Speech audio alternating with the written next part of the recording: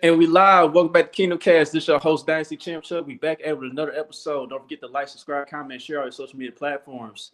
We're here on a Red Friday edition to break down tomorrow's matchup between the Chiefs and the Texans.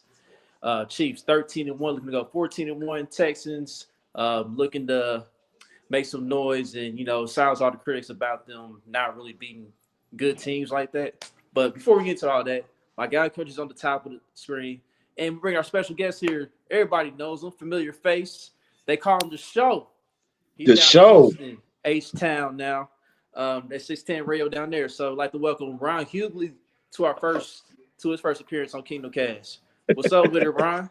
What's good, fellas? I've watched from afar. I've seen that y'all got everybody on, but y'all wasn't messing with me. I'm just finally. All right, like the Chiefs got to play the Texans for me to get. I didn't see Carrington. Can I cuss on here? I didn't see Carrington's ass come on here. No, I didn't see Brian come on here. I mean, I'm just like, damn, man. I guess I can't make an appearance on the pod, but I'm happy to be here, baby. I'm happy to be here. See y'all making moves. I see y'all on Fox 4 and stuff. I said, oh, maybe I didn't got out their league a little bit, but I see it. I finally made it. There we go. All right, it's two things.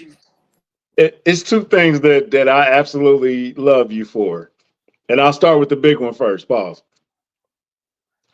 When you and BK did the show in the A10 parking lot, that was like the funniest. I don't know how long y'all stayed out there, but that was like the funniest hour in the world. Like, that was hilarious. And the second thing is, I want to give you credit for starting the Watson drop. Every time somebody said Deshaun Watson, yes, the Arsenio Hall from Coming to America. I want to give you credit for that. I don't know if you started that, but you was the first one I heard do that. So those two things, you forever goated in my book, bro. One of my worst takes ever. And I was on it, man. We created a segment every night watching. And I truly believe in my heart, if now he didn't become nasty, but I truly believe in my heart, had he to go into Andy with Kelsey and Tyreek Hill and that offensive line, I think he'd have been Donovan McNabb on steroids. But they made the right decision because they went and got that alien Patrick Mahomes, who has done all of this, and you ain't got to worry about him bringing his own towel to the massage parlor. So I mean, it's worked out. It's worked out. Well, I'm just saying, man, it's worked out perfectly. No, don't give me that shake that head. And I had to read those depositions on the air. Man. I had 15 months of Deshaun and Nasty. The first day we came on the air, 2:00, Jack. All right, hey man, we got two accusers. Man, 4:00, 7. 5:30, the last segment, we got to 12. We didn't go from 2 to 12, and I got to read these depositions. It's some of the nastiest stuff. So, like, hey, man, listen. I'm glad that I was wrong about that one. And the first one, that was me and Vern, man. Vern, I told him, Vern. Shout out to Vern. See, I'm a wrestling head, and so I watch a lot of wrestling. I was sitting up one night watching Monday Night Wars, and I see, man, DX just rolled over to WCW, and they was trying to get on both shows at the same time. And I'm like, man, I want to get on. I want to be on Petro and my show at the same time. So I'm gonna go up in there. Then our boss found out that I was really there. He thought we was just joking. He thought we was just somewhere. He said, man, if you don't get back here, he was like, you're about to get arrested for trespassing. But I was like, hey, man, I was young. Like, for me, if I'd have got arrested, that would have been all right. That had definitely been a story. We had to knock on some doors because Seren was and still is a powerhouse. But nah, man, we just had fun, man. We did all kind of crazy stuff. That was, man. Are you any relation to D.O. Hughley? I know you heard this one.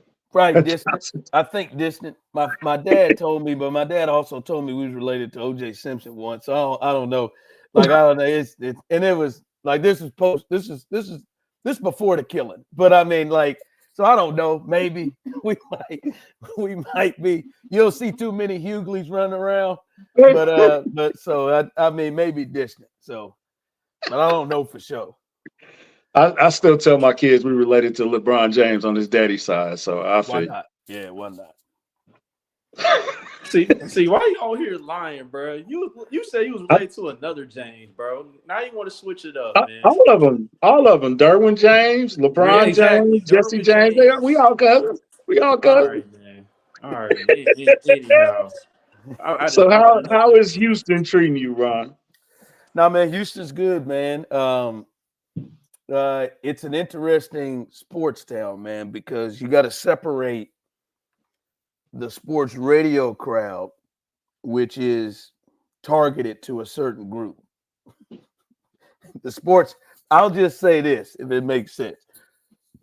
The sports radio crowd is not targeted to the demographic of what Houston is. Right. So the sports radio crowd sound a lot like the sports radio crowd in Kansas City. Don't talk about the NBA, although they got the Rockets. Don't talk about basketball. Don't talk football. So like the crowd there, but then when I go in the barbershop, everybody in there from Houston, New Orleans, like it is a different vibe. So it's cool. It's a real transplant city. So, you know, a lot of people ain't, you know, been there their whole lives. You know, a lot of people, you know, are fans of whatever team you go to. Like I said, I go to the barbershop. It's a dude that like the Eagles. It's a dude that like the Cowboys. It's a dude that like the Saints. It's a dude that like it's a melting pot of so many people.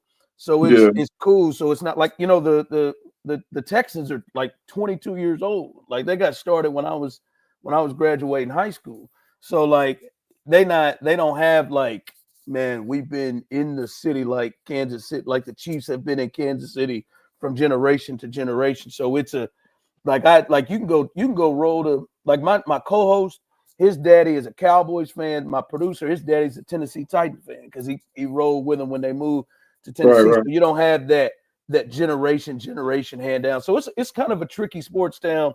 I know Nick, right?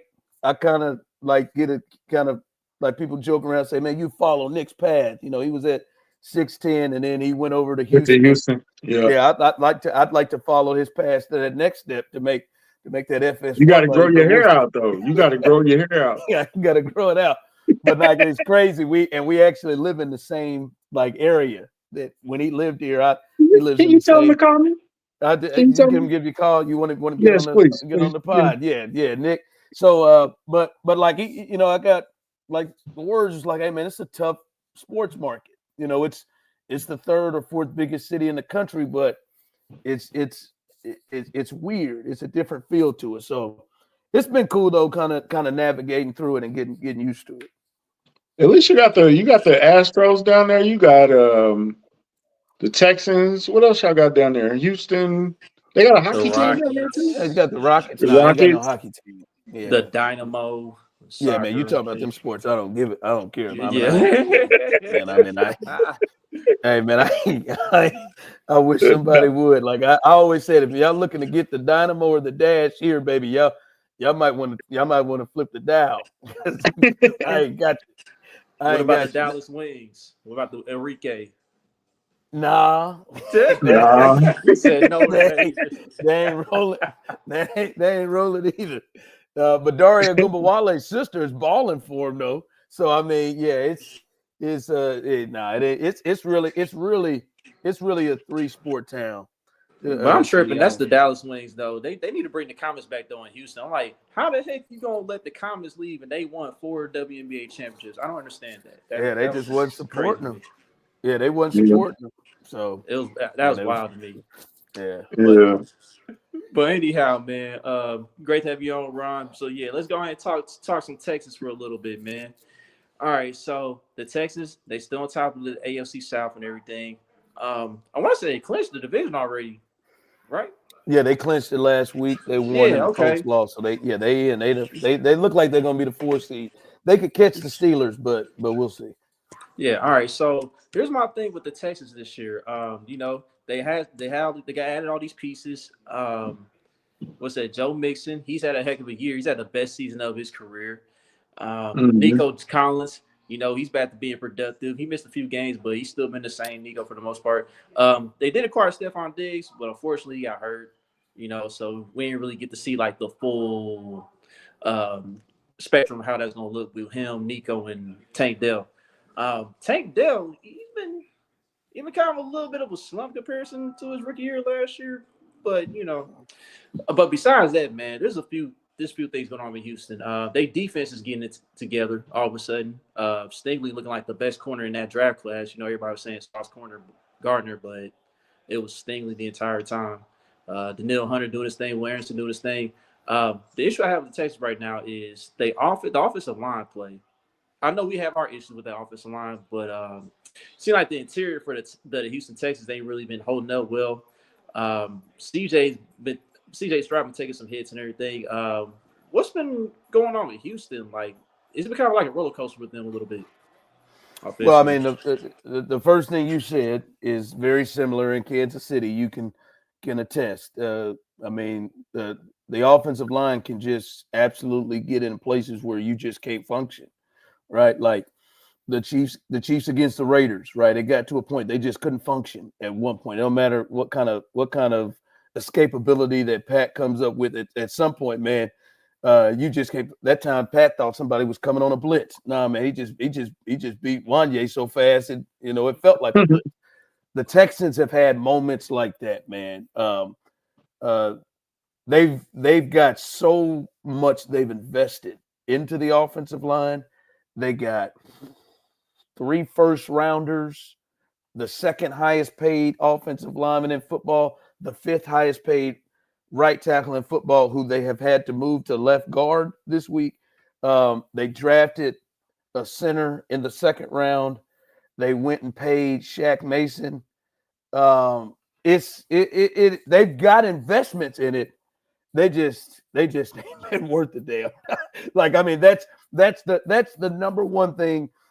And then the other part is what I tried to warn Texans fans about. Now they tell me to go ahead and go back to Kansas City. That's how they go, right? Like they, I mean, they don't like to hear the honesty from me. Oh, I get told that, man. Like, I mean, no lie, 30 to 50 times a day.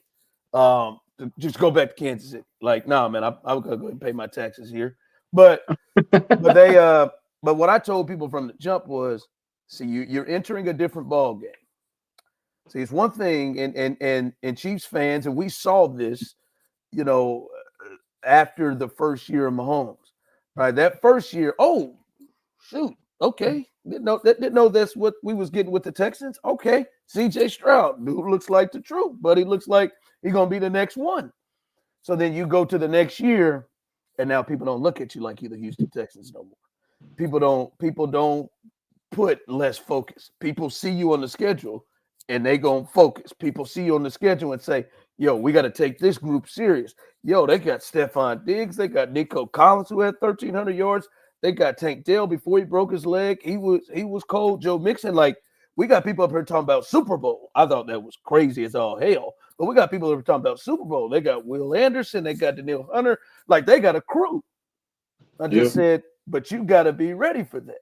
See, teams like the Chiefs, teams like the Bills, teams like the Ravens, they've done this repeatedly, right? Where you have to play at a certain level every week because teams are treating you in that way.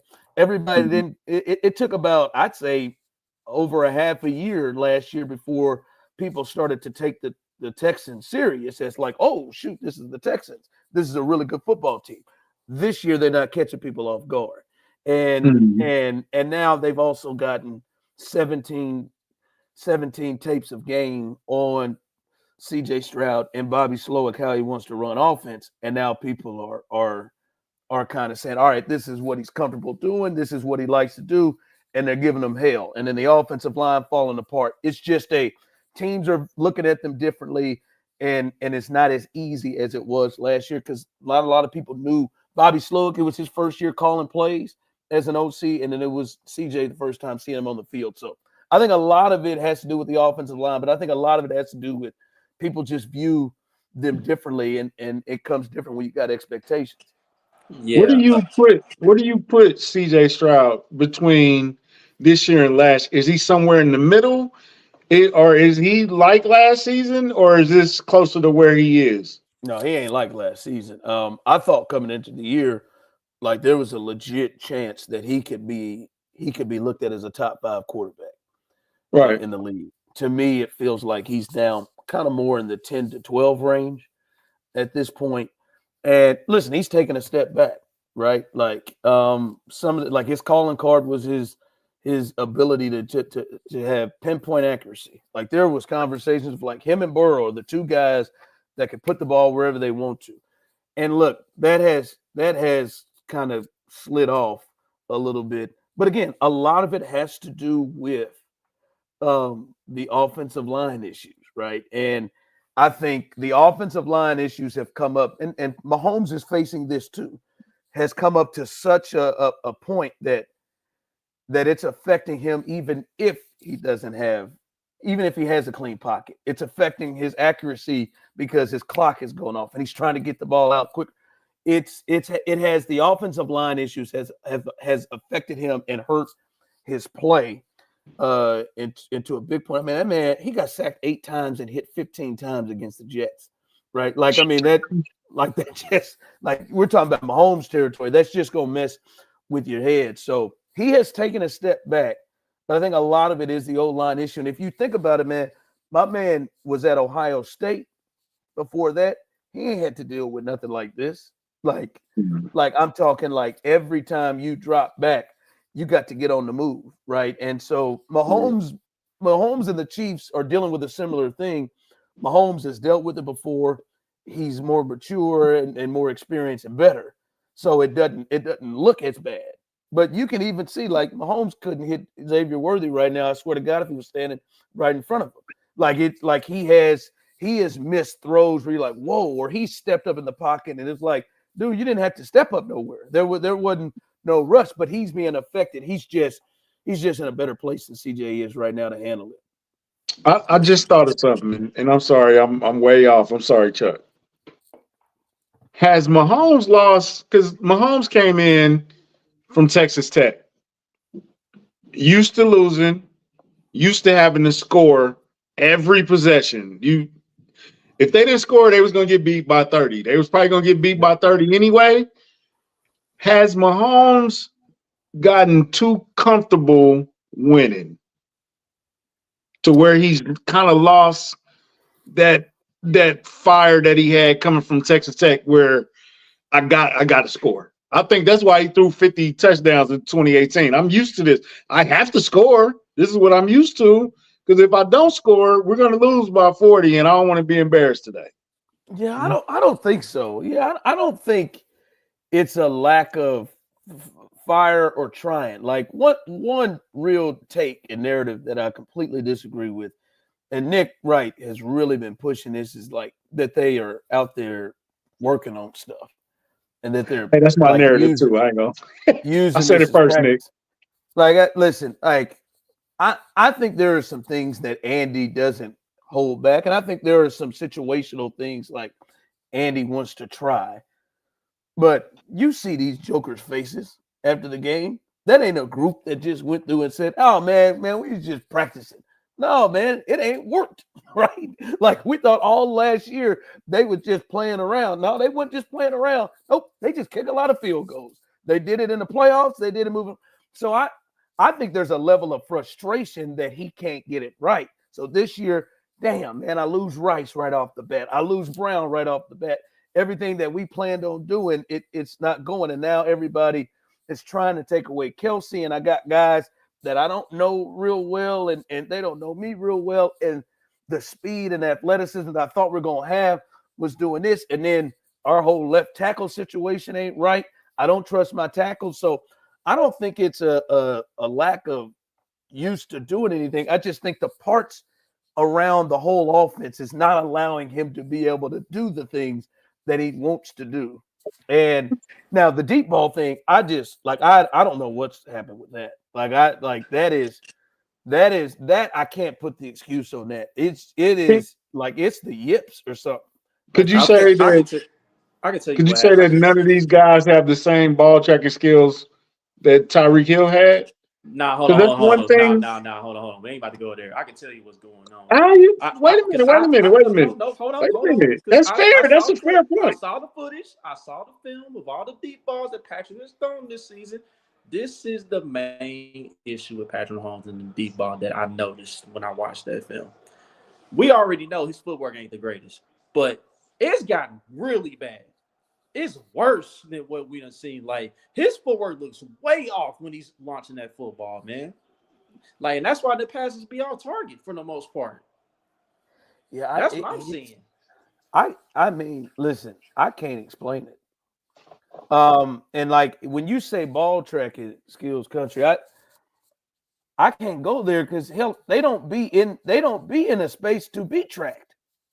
Like My point, right like there. he Yeah, over he threw he, some he ones in Cleveland that was not gonna get catch by nobody. like he like he overshot Worthy by 10 yards.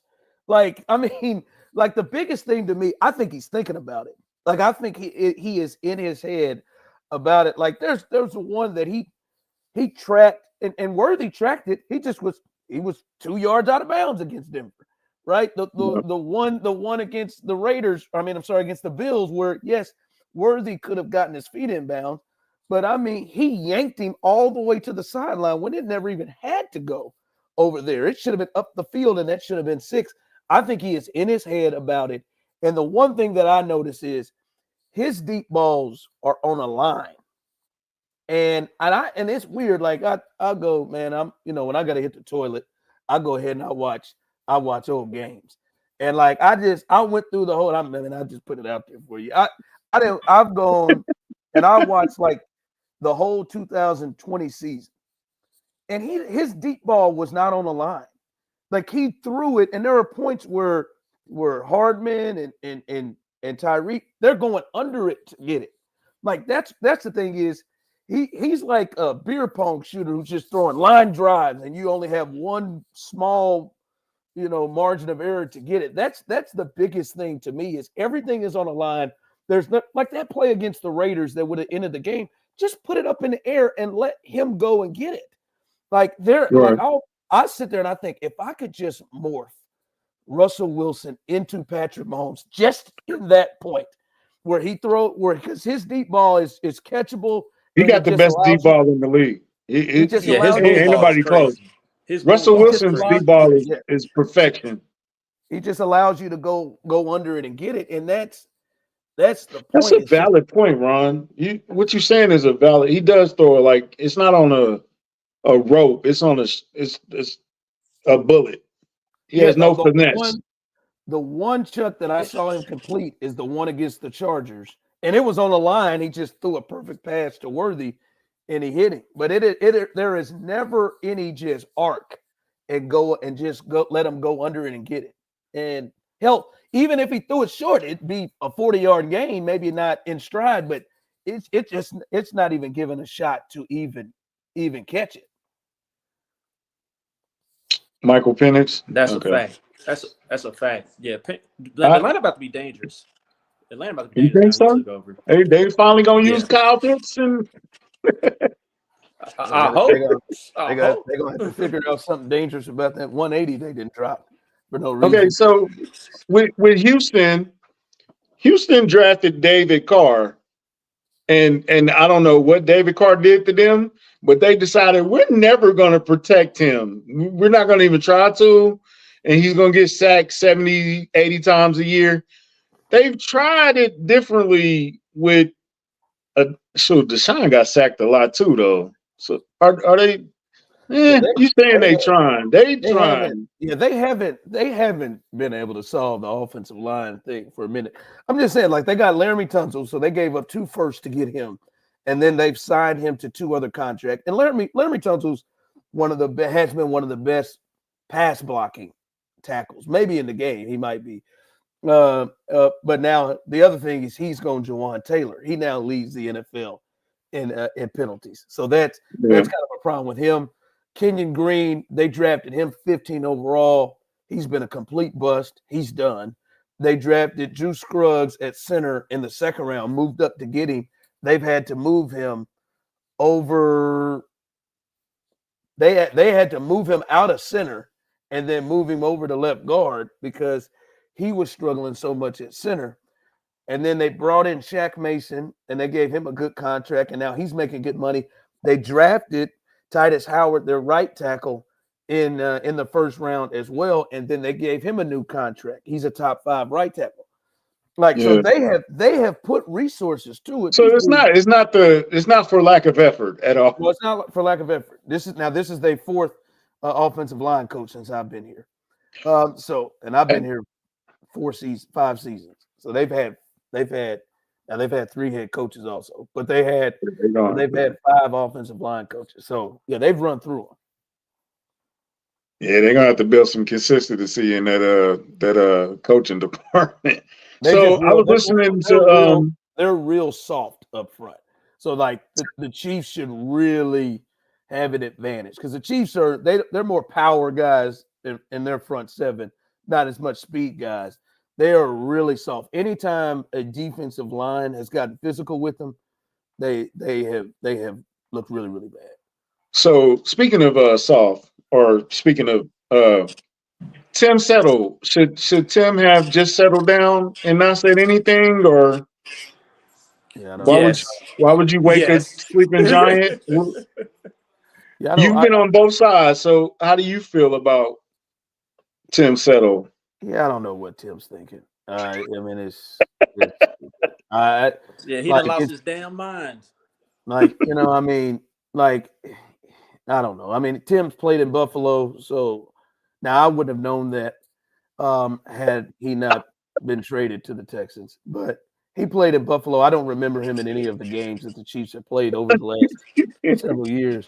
But you just said it right there, Ryan. You just said it right there. He's from Buffalo. Yeah, I mean, and listen, he's had a decent year. He's got as many sacks as Chris Jones does this year. Now, he doesn't see any double teams, but he's got as many sacks as Chris Jones does this year. I don't know. I mean, they kind of move this way a little bit. Like D'Amico will act like no, man, this is not what we're about. But Stephon Diggs tried to fight the entire Green Bay Packers team pregame a couple of weeks ago.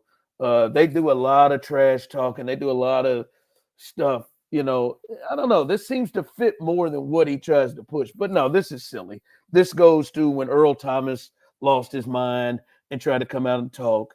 And now, Jamar Chase. And it goes along with the guys. The Chiefs have seen this a bunch of times. But no, I don't know why. He'd have been cool if he'd have just stayed with the offensive line. There was just no reason to invoke 15 in it. This ain't a threat. It's a promise. I think even Tim was sitting there after he said that, was like, damn, that got away from me. I messed up. You think Ryan's pointed at him and said, I gotta keep this hard face. I gotta keep this hard look on my face. So let me ride this on out. He's because you think nobody else is saying that. Daniil Hunter, all right, okay, I got you. Some of the other guys, Tim Settle, who? A defensive tackle saying it is just why? Unless you're Chris Jones or Aaron Donald, we don't know a lot of defensive tackles. Why would you? Yeah, but if it's only 6 of them. But it's Chris Jones and Aaron Donald. You don't have to say it. Right. Yeah, exactly. True. The resume speaks for itself. I mean, Dexter Lawrence. Who else? Quentin Nelson. They don't have to. They don't talk. Any player worth a damn. You don't have to say it. So I was listening to Carrington the other day, and I want to say the guy's name was Landry. I can't remember his last name, but he's from Houston. Landry Lockett. Yeah. Landry Lockett. Okay, thank you. I didn't want to. He said Tank Dell has not progressed. He's regressed since last year.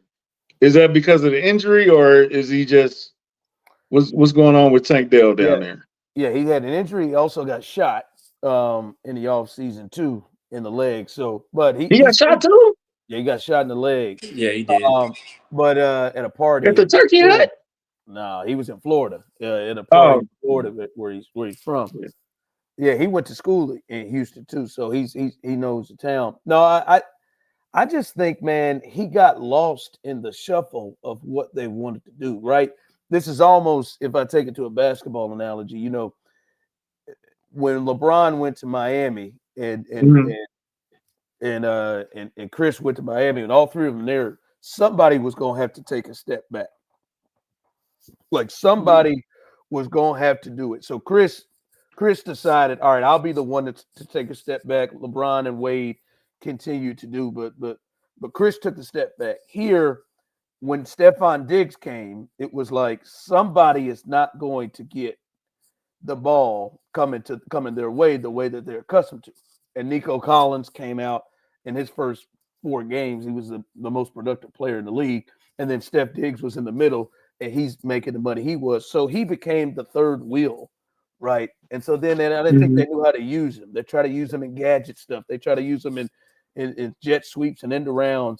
And he just kind of got lost in what it is that they wanted him to do. And so I think that's kind of the biggest thing right off the bat. He just couldn't get in the rhythm. And then I do think, I think teams have kind of figured him out a little bit and played him better than they did the first year, but I think that's the big key. It sounds like you're saying that and I don't want to sound disrespectful to the Texans, but it feels like a lot of what you're saying is we got film on you guys, and now we know y'all not we're not shocked anymore. No, yeah, I think that is a part of it, an adjustment that you got to make. And again, like these are now second year coordinators, second year quarterback coach, second year quarterback having to adjust to this thing, and I think that is a big key. And then again, also when you have an offensive line that doesn't allow you to be able to operate, then hell, ain't nobody gonna look good, right? Yeah, they're handicapped. I think the part with Tank that kind of opened up the eyes is, all right, Nico went down. So then, all right, now you got Diggs and Tank, and you think, all right, well, Tank will automatically step into that role. And then, hell, both of them went down for a while. They played about 2 or 3 games where it was just him as the lead receiver. And outside of one game against the Jets when he was over 100 yards, he just didn't take over, and he didn't respond well to then probably being the number 1 passing target on the team. So that's the part that jumped out is even when he was the clear number 2 or even 1, he didn't really kind of produce his game the way you thought he would. Yeah, and like you mentioned with the Texas offensive line, right? I want to talk about somebody. I want to point somebody out real quick, just to go back to the offensive line. Laramie Tunsil, he has dropped off significantly in comparison to last season. Like, what's been going on with Laramie this season? Why has he dropped off so much? Yeah, I mean, I think in pass protection, he's fine. I just think he gets penalties. He's never been a guy that's going to move people. Like, he's never been a physical guy. Like, Laramie Tunsil would be a perfect left tackle for the Chiefs. A guy that this is a team that passes the ball a lot. This is a team that really you're more on how can you protect the passer as opposed to physically moving people. So it's just the penalties, man. That's the thing is he was like, that's the part that's hurt him. And like real talk about Laramie, man, like he just ain't like he's the guy that, hey man, I come in and I do my job. Like there ain't no extra like leadership stuff that comes with Laramie Tunsil. I'm gonna do my job and I'm gonna be straight and then I'm gonna do whatever I do the rest of the way. So I think pass protection, he's been fine. He's just never gonna be a great physical run blocker. Yeah, and then I want to touch on Bobby Slowick too, because he's kind of regressed as a play caller too. It seemed like he ain't really, like you mentioned with adjustments, it seemed like he ain't really adjusted from what his plan really was from last year in his first year. And I saw a clip of the screen game being talked about and how that's not been effective in Houston when they try to use the screen game. So I mean, is part of it because the play sequencing with Slowick? Look, Bobby. Yeah, Bobby deserves and gets his fair share of blame here. I've called Bobby the fall guy. CJ is kind of in the Mahomes situation, and D'Amico too. Like they ain't gonna get blamed. They in the honeymoon phase still. Oh, I mean, they're just like D'Amico changed the whole city, and he played for the Texans, so they love him. and they hit and needed a quarterback and got through the Deshaun thing, and then all of a sudden there's CJ Stroud. So he can't do nothing wrong, right? Like, I mean, he can miss a throw, change a play. It's Bobby's fault. So Bobby's the fall guy. But I think what Bobby is, like, yes, I think Bobby should be doing more to adjust. But Bobby also, I mean, if you look at it, all the issues and things that CJ's dealing with, Bobby is, right? He's got an offensive line that struggles. So that kind of takes away a lot of the things that you can't call when you got an offensive line where you can't run the football or pass protect, right? Like, so that kind of makes it a little difficult. And then I would say also to go along with that, he's had Nico Collins miss 6 games. He's had now Stephon Diggs missed 5 or 6, maybe even 7 games, right? Right. He's just Joe Mixon has missed 3 games, right? They don't have a backup running back. So there have been some issues to go along with all the other stuff. But I think it is just a natural deal of a second-year guy understanding what teams are doing to him now through a bunch of the houses on fire with injuries. Is he going to get a grace period, or is he on a hot seat out there? Somehow he's on a hot seat. I don't think he should be, but people are trying to run him on up out of town, and I think it's odd to me because, listen, man, he's got to get some grace off of what he did last year. I mean, CJ Stroud had just walked up in there and do that by himself.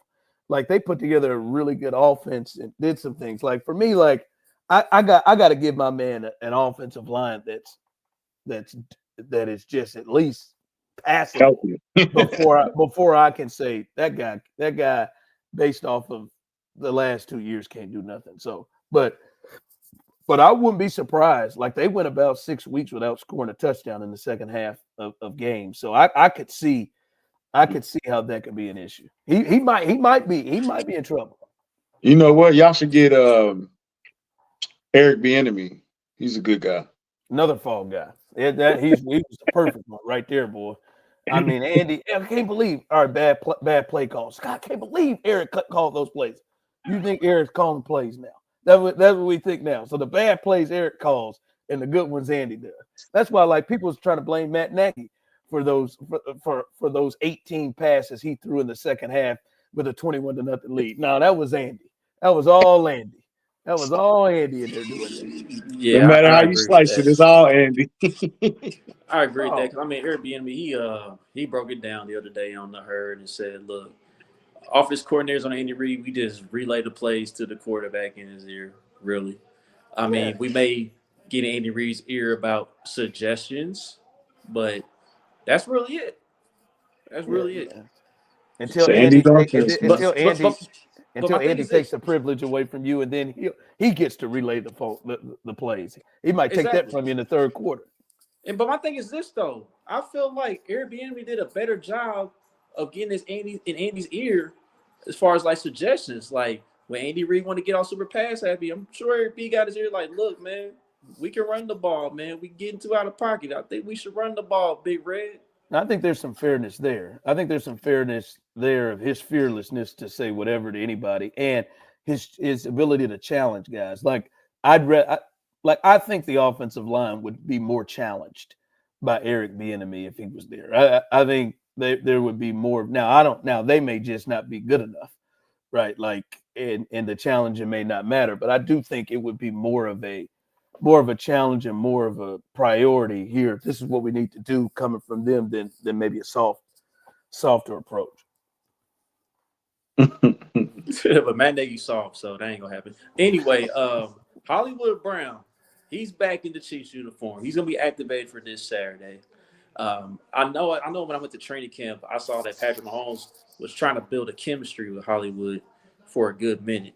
It looked like he was solely focused on getting Hollywood acclimated in comparison to, like, everybody else. So, like, what are your expectations of Hollywood for this first game? Is he going to be, like, kind of limited, or how do you see it going?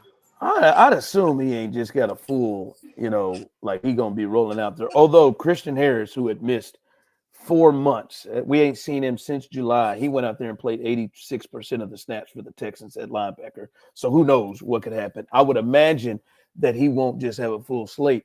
I just think my expectations with him is like one of the things that the Chiefs have an issue with is they outside of Worthy, but then they use him so much down the field. Now that has changed a little bit. They just don't have guys that uncover quickly. And when you have the combination of, hey man, my tackles are struggling. Hell, Trey Smith, he's kind of sliding by a little bit just how bad the tackles have been, but he's not had his best year in terms of pass protection. Like, so now there's a struggle there. And then Pat's got to wait for guys like Hopkins who don't uncover quick, and Kelsey who don't uncover quick, and Juju who don't uncover quick. And they probably are using Worthy to push and to take the safeties or take guys and run them off to try to get those underneath routes open. They needed another person to uncover quickly. And I think Hollywood and Worthy on the field at the same time, because Rashee Rice from his spot can uncover quickly. And if you go watch the first 2-3 games, you can see in the middle of the field, bam, that's always an outlet he had, and he's winning right now. And they needed somebody like that. And I think that's what Hollywood can bring is his ability to win, like to win on a slant immediately. And where, you know, in the quick game, he's not having to hold the ball as long as he's had to. Because, I mean, you waiting on Kelsey, baby. And man, Kelsey got to make a couple of moves before he get there. And you still may have to fit it in a window. And you know, Hop is just running. He just throw his hand up because he just always believes he's open. But that's something that they desperately need is for him to have answers and options immediately. Yep, that's a valid point. Yeah, and like in March, like when we signed Hollywood, I said, look, I'm not asking for much from Hollywood. I said, bro, just locate the ball and catch it when you run downfield. If you can do that better than the last guy that was there, I'm not even gonna mention his name. That'll help us towards a 3-peat. I wanted Mooney. You said what country? Yeah, he was I wanted Mooney. He's been nice in Atlanta. Yeah, he did good in Mooney's had a Atlanta. decent year in Atlanta. Yeah. I just hate, you know, and I just hate that we potentially won't see whatever it was that was playing. Because in your mind, you could see we got Worthy, we got Hollywood, we got Rice in the middle. They could play everywhere with Kelsey right there. There's a lot. Like I was thinking, we may see a rebirth of Kelsey because you got so many people that are gonna take coverage off of him. Now he look over there as Juju and watch. We were robbed. we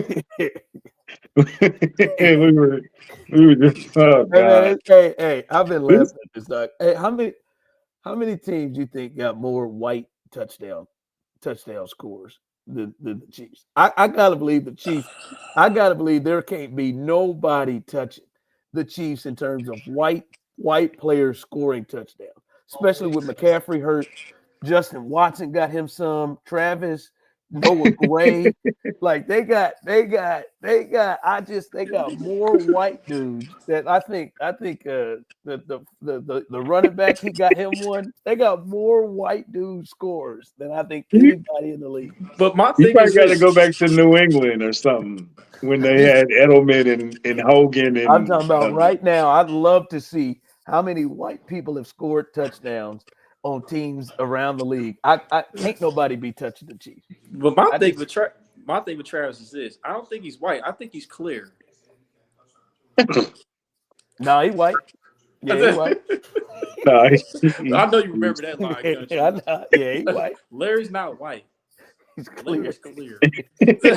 How many do Lad McConkley got? Yeah.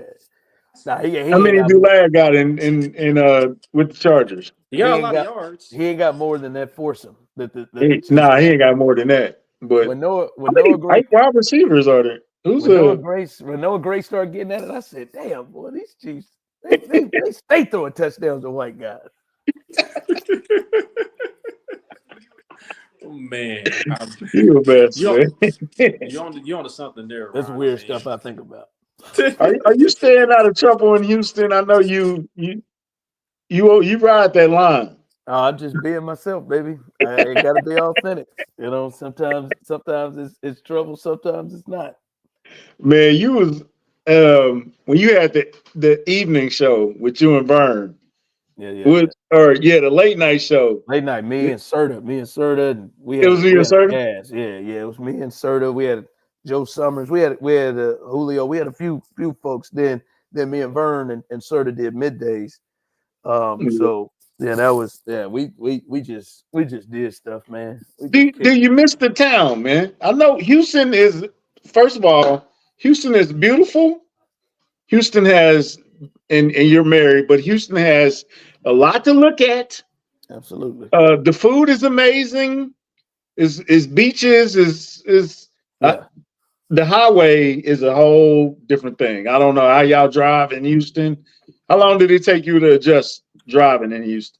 It was rough since COVID though. It's been much better. Like it ain't Oh, as okay. many people on the roads, but no, Houston, man, it's cool, man. It's cool, man. We got the weather, and now it get real hot, and that kind of gets old. But no, man, it's super cool. But of course, man, you miss home, and we come back probably twice a year and hang out, and still get to see people. All our family is still there. All my wife's family, my family is still there. So, but our parents, they come down and still see the grandkids and stuff. But no, man, it's of course you miss the town. It's good, man. It's and then especially those moments when you see like the Royals in the playoffs or big home games for the Chiefs. But no, man, it's good, man. Y'all got In-N-Out Burger though. Yeah, they do. I found one. I found a couple of them. Yeah, they got them. Yeah, I don't run too much. They killing them with them Whataburgers. So that's on every corner. That's more than McDonald's. I gotta ask you this. Okay, so like I don't know. There was a reporter that used to work for Channel 41. She from Houston. She back home in Houston, working at a news station now. She told me about Shipley's Donuts. She told me they better than Lamar's. Now, Ron, Ron, you've been to Kansas City and Houston. I don't know if you've had Shipley's since you've been to Houston, but if you have, man, like which donut spot is better? Yeah, she's crazy as hell. No, it ain't no. Me and my wife was just talking about. She said we've been trying to find a donut that is even close to Lamar's. Shipley's ain't anywhere near it. I mean, it's cool. They own every corner too, but we ain't found nothing touching Lamar. And I mean, we've attempted. Okay. So do you walk into their barbecue restaurants with disgust? I don't walk into it with disgust. Like, look, man, I'll tell people here, they try to give me like, hell, man, it's different, right? It's brisket is more where they lean towards stuff. And I've had some great barbecue really in Texas. To me, like when I'm going to Austin, it seems like it's more stuff there. Like they got Franklin's, they got Terry Black's. Here they got a couple, but it's not like in Kansas City. Like I was just explaining to somebody, like Kansas City, there's like that five, the Bryant's and the Gates and Joe's and Jack Stack, and then me where I grew up, LC's like that, like them are the five. Like I don't know that they have that here as much as like, oh, we got like you got to go here. I don't think it's as much that in Houston. But I mean, like I said, the brisket, you go like I just get brisket from any people that are just smoking, and I didn't kind of got into it myself, smoking anywhere around the city, like as opposed to just like they don't like to me they don't have like man you got to go to Gates or Jack Stack. They don't have like signature restaurants like that. Not here in Austin, they do. Do you get some bomb? Do you get bomb ass authentic Mexican though? Yeah, you can roll into that now. Yeah, you can. Man, we do remotes all the time, and we run into these remotes where it's just people you got to point to it. Yeah, point to what it say on the menu because we ain't understand it either way we going. So yeah, it's authentic. You get out here and hurt yourself. All right, so let's do a trade. We need an In-N-Out burger, and we need a Papados. So what you gonna take from us? God, what do I be missing? You can have Arthur Bryant's. Nah, I'm good.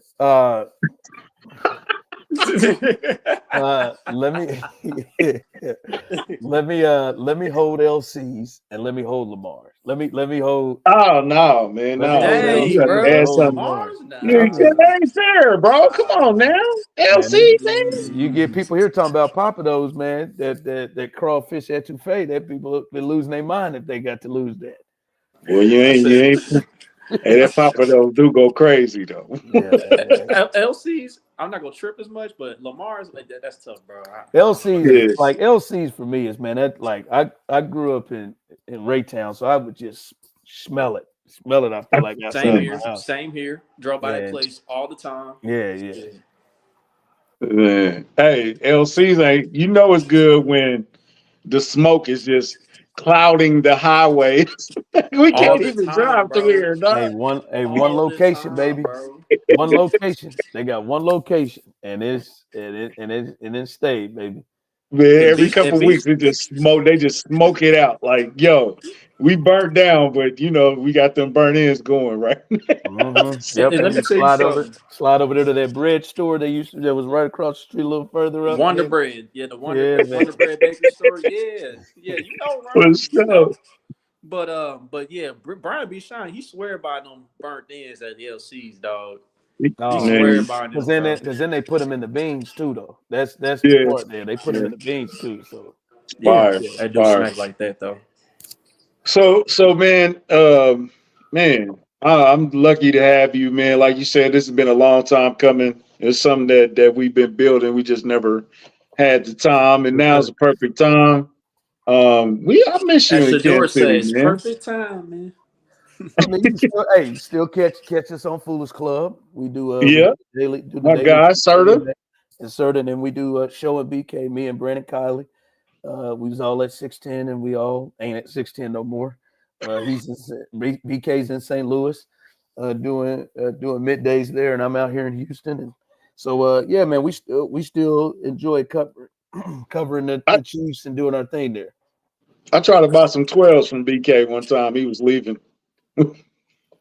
I think This he was guy. leaving to come to Kansas City. He was like, "Hey, I got some kicker amps in my." He was trying to sell. Kicker Oh man, amps. when you said that, I said So when you see BK, tell him I still need them 12s. Dog. I will. When you said 12s, I thought you was talking about J's. I was about to say you bought some No, 12 from Yeah, I was BK. trying to figure out nah, what you saying too. the boy had he had some thumping in the low, man. You know how we. I never took BK as a guy slanging Jordans. I didn't take him for that. But nah, That's hilarious, man. Yeah. but just to So, but just to wrap things Houston, up. man, you do the midday show down there, I do afternoon drive. I'm in afternoon afternoons. drive. Yeah. I'm in afternoons 2 to 6, baby. I got my people down there, man. They in Katy though. Is y'all Katy like right over there? It's like right next door, right? It's deep for me. Yeah, I'm near Sugarland. I'm in Missouri City, so it's a little bit on the other side. But yeah, I heard of we do. Sugar Land too. I Mo think City. yeah, Mo City. Yeah, Mo City. couldn't escape Missouri in my address. Still in there. For sure. Mo But City, that's where Nelly from, ain't it? nah, man.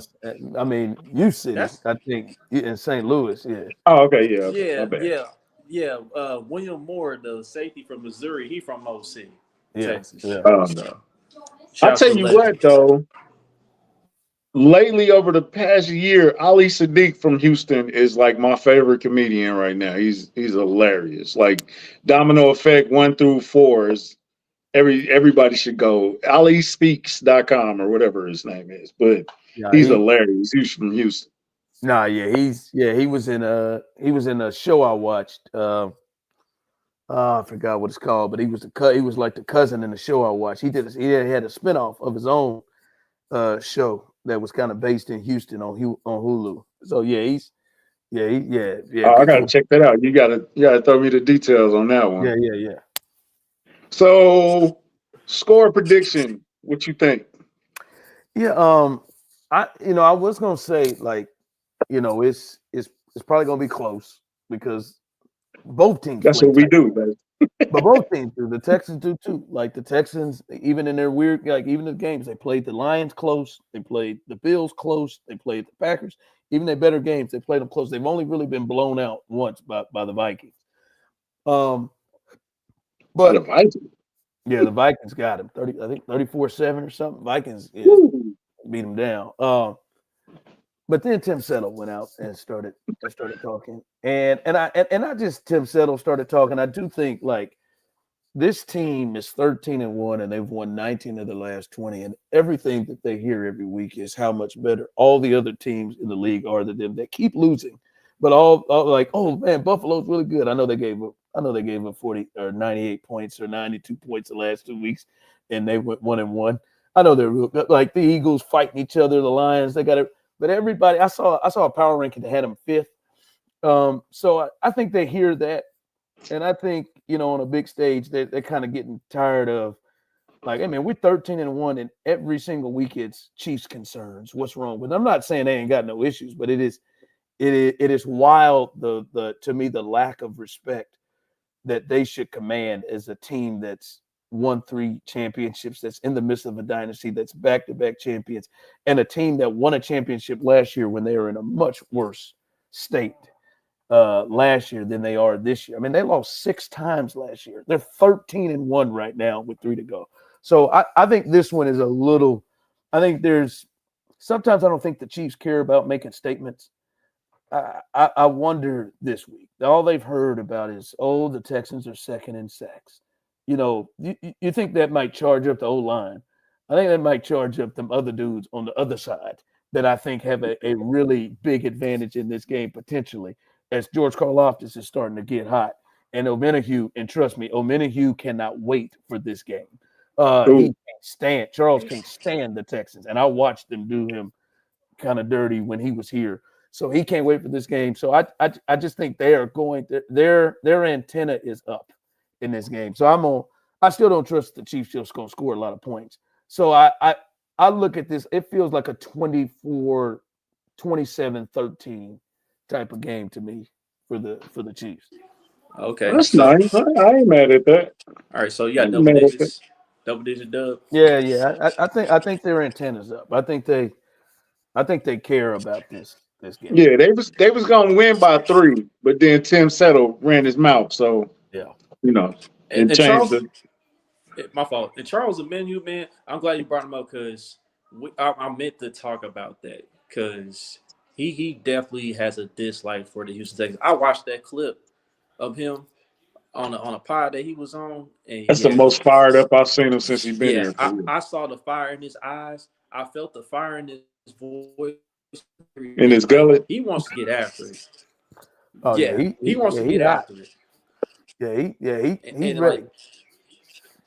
It wouldn't shock me. It wouldn't shock me if he got 2 sacks in this game. It really wouldn't shock me if he kind of made an impact of that nature because he's starting to get it back. He's starting to get back to the form that he once had before the injury. Like it's slowly starting to come along, like week by week. And because I know he was hard on himself one week. I think it was the Chargers game. He felt like the first week, right? Nah, that was the second game I want to say. But he felt like he disappointed the team. He felt like he could be better. And, he answered the bell last week. And I think he could carry over to this game. I saw a stat in regards to C.J. Stroud against the Blitz this season. And it's not good. Like, he's next to last as far as, like, performing against the Blitz this season. I know it's DVOA, but that's right up Steve Spagnuolo's alley, man. And like I mentioned earlier, the interior offensive line of the Texans hasn't been good. Laramie Thompson's having a rough time with penalties this season. That just speaks disaster for the Texans offense. I feel like the Chiefs defense could carry things over this week. I think probably with you, Ron, I don't think the Texans scored 20 points in this game. I don't think they get there. But the same token, I don't think the Chiefs probably scored 30 points in this game. And the crazy part about this is the Chiefs are with the Faders, the Patriots, and the Giants as the only 4 teams that have yet to score more than 30 points this season. And the Chiefs are the only team that's winning. We don't need your 30 points. We don't need 30 points. I mean, I'd take 31 though. I mean, they didn't hit 30. They didn't hit 30 twice. I take 31. Yeah. The part that's frustrating is it's there. Like you see them miss plays every single week. You see them miss it all the time, and like that's the part when you lead the NFL in red zone field goals. And 2 weeks ago they passed the amount they kicked last year, and they kicked a lot last year. It kind of shows you why they're not hitting those points and why these games are close. and they gotta play tight. They gotta get the ball in the end zone.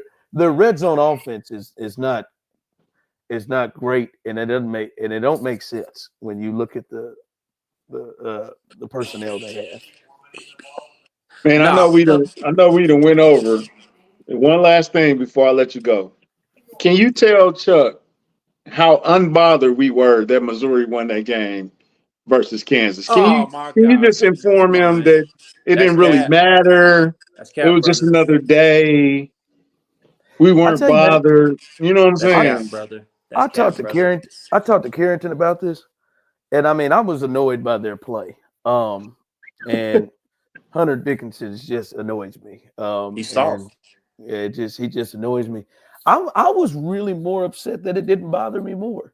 Like I was talking to Carrington about this. Like it used to take me a while to get over the one out of 10 years that Missouri would beat Kansas in a game. It used to 1 out of like 10. take me a All right. minute to get over it. Like that Corey Tate 97 took me down for about a week or two. But I moved on. I was like just more annoyed. I wish the rivalry was more something that got to me. And maybe it's just sports now where it's just not a lot of rivalry stuff in it. Like it just didn't hurt or press sports hurt me like it normally would when they lost. I was unbothered. It was they lost. Who cares? Man, It's whatever. business. But real quick, can I make a bold prediction though for this game though? Let's see. Listen. This is the home finale of the season. Travis Kelce ain't found the end zone much all season. He's still productive out there. He's still catching a lot of passes. But I'm gonna say this: he gotta break the record right here. He gotta break the franchise record right here until he's ours. Like if Patrick got the franchise record passing Lynn Dawson a touchdown, like why can't Travis go off in this game and get 2 touchdowns? I'm going 2 touchdown game for Travis Kelce tomorrow. That's All not right, how you if win Jay sports Smith pick games. him up and throw him in the end zone, then I can get it. Yeah, I mean, I think they're gonna look for it. I mean, I think they're gonna look. I think they damn sure gonna look to try to get it to him. But again, like for me, I am surprised that they struggle so much in the red zone to begin with. With him, Hopkins, it should be like they should be productive in the end zone, and they should get him involved. So I hope so. But I'm telling you, the way that Travis plays, it looks like it's gonna have to be in the red zone because I don't know that Travis is running away from people like we've seen him in the past. No, he's not. I don't know Not anymore. I don't know if he's taking no slant 20. I promise you. I said I'm watching them old games. I watched him against the Chargers several years ago. I mean, he just took a slant 40. He ain't got that. Yeah, the wiggle's gone. The wiggle's gone. We love you, Travis, though, but the wiggle's gone, baby. But yeah, I'm right in line with Brian a little bit on this one. I'm gonna say 27-17. That's what I'm gonna go with. 27-17. All right, I got you. Ron, the show Hughley, man. Thank you for coming on, man. It's been a pleasure. Like I said, we should have crossed paths a long time ago. I'm glad we did. Better late than never, right? Or better, what they say? I think that's it. I think that's how they say it. Yeah, man. Yeah. Hey, I mean, it's greater later. Next time we see you, though, I need a full head of black hair. I can't do the tips. The peanut butter tips is kind of killing me, right? No, man. Hey, man, y'all keep doing your thing, man. Y'all keep going and going strong and keep putting out good content, man. I wish I could make a bet with you.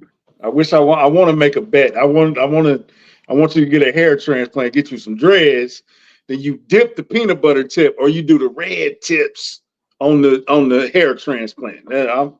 No, man, I ain't doing too much more hair color. Like when this roll out, I'm gonna stick with my natural. I'm gonna stick with my natural. Ron, the show you, man. Thank you, bro. Oh man, it was fun. All right, fellas. All right, bro. Ron, take it easy. All right, man. All right. The peanut butter tips, baby. I'm out on that, baby. The tips is crazy. All right, so yeah. Speaking of making bets, since you mentioned that, we got an announcement. Y'all been seeing the tweets, y'all been seeing the leaks. So yeah, we are officially a partner of Underdog Fantasy, and right now we got a special. We Use got the a what? promo code. You say what? No, you just kind of use the promo code Kingdom Cash, right? All caps. Right. Yeah, I was about to say that, and then Okay. you thought I was glitching or something. Now your All mic right. went out. That's what I was. Go ahead. I'm Oh, sorry. okay. Go ahead. But I'm back though, right? I'm back though, right? Yep. Mhm. All right. So yeah, use the code Kingdom Cash to sign up on Underdog if you don't have Underdog Fantasy here in the state of Missouri. You get $100 deposit match when you enter that code for your first time. So first timers only for this promo code. Sign up, and when you sign up, you do have to play at least $1. So don't just sign up and don't play. You have to play. Has promo code Kingdom Cash. Help us out, man. I made And my first bet, y'all. It was fun. It was actually fun. I see why y'all like betting. I also see why I don't like betting because I was looking at the phone like, okay, how many yards? Okay, yeah, I yeah. was looking at Bo Nix last night. Like, come on, man, throw another pass, man. What's wrong with you?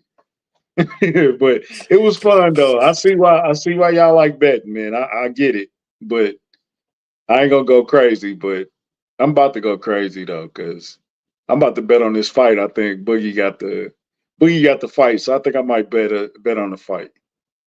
Yeah, it's Usyk and Fury this weekend, right? Yeah. Usyk and Fury. Fury came in weighing 280 something pounds, bro. That is crazy. He might not get knocked out. He might fall out. I don't know if he gonna get knocked out. The foul out is crazy. You He stupid. might just fall out. He might faint in it. 280 pounds. Yeah, that's a So big boy yeah, right there. underdog fantasy, man. Come rock with us, man. Sign up. First time users, Kingdom Cash. What is it, $100 deposit? Or they match you up to Yeah, 50 $100 percent? deposit match. Oh, $100 okay, yeah, deposit match. $100 deposit match. So um hashtag promo code Kingdom Cash, and we'll get the graphics and all that good stuff together, man. But come rock with us, man, for real. Thanks. All right, and if anybody missed the trifecta, I know Jeremiah Love scored. Shout out to Tell the Truth, they put this together. I don't know if Riley Leonard has scored or not. I haven't watched the game in a while. We're recording, but if you missed those picks from the Notre Dame Indiana game tonight, there's five more. You got Kareem Hunt for over 26 and a half rushing yards. You got Turk Wharton over a half sack. You Hmm. got Katron Allen of Penn State scoring the touchdown tomorrow in the college football playoff. You got Dylan Sampson of Tennessee scoring a touchdown. And then the final pick is Pop. Isaiah Pacheco over 13 and a half rushing attempts. Tell that. 13 and a half You make, rushing attempts.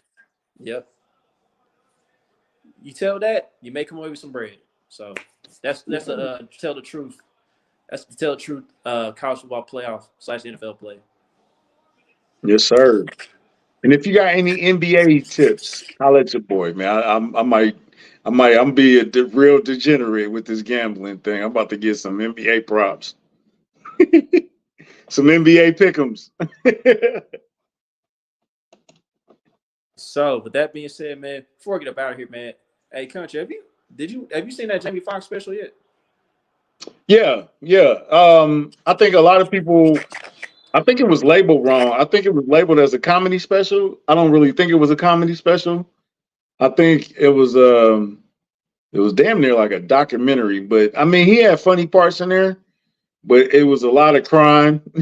so it's a roller coaster ride. I'll say it. I do. Jamie Foxx might be the most talented man that ever existed, bro. He can do comedy, impressions, music. He can play the piano. His Cat Williams impression is impressive. His Cat Williams impression is nice. His Donald Trump is very, very nice. His Denzel Washington needs a little bit of work because it's that one dude on Wild 'N Out. His Denzel Washington is perfection. Nobody does a Denzel Washington like him.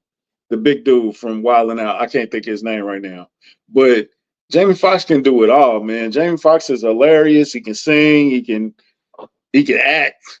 So man, like when he does the Ray impression, it's like you close your eyes and Ray Charles is in the building, bro. Like it's crazy. But I think it was don't go into it expecting to be laughing the whole time because you're gonna be disappointed. So if you go into it with an open mind of this is not a comedy show. When he was singing about not dating white girls anymore, that was probably the funniest part of the whole thing. So it's a good story. Are you frozen, Chuck? Okay, I thought you was frozen. Yeah. What I'm about to say is that yeah. To me, it ended up kind of being like, a musical drama type of thing. You know what I'm saying? Yeah. He did give us some laughs, but at the Yeah. same time, he was real about his sexual. And he throwing some jokes in the middle of it, just keeping people laughing and entertained and keep them engaged and everything. But yeah, no, he's arguably the most versatile entertainer in our lifetime. Who I've seen, bro. Yeah. Like, there's not For one sure. thing he can't do. So yeah, shout out to Jamie, man. That was very successful. And I understand some of the people that hated on that special too, bro. Like, how can y'all hate on that? Yeah, the fact where he came from, bro, it was enough that I ain't gonna hate on it, man. The man damn near died, man, for real. So, this is the era. This is Twitter era. So everything is looked at at a negative light before it's looked at in a positive light. So I wouldn't get too gassed up. If you like Jamie Foxx, you'll like the special. How about that? Absolutely. And with that being said, we're gonna get up out of here, man. I'd like to thank everybody for tuning in tonight. Don't forget to like, subscribe, comment, share all your social media platforms. Till the next episode. Let's go, Chiefs. Let's go, Chiefs. Your mic is terrible.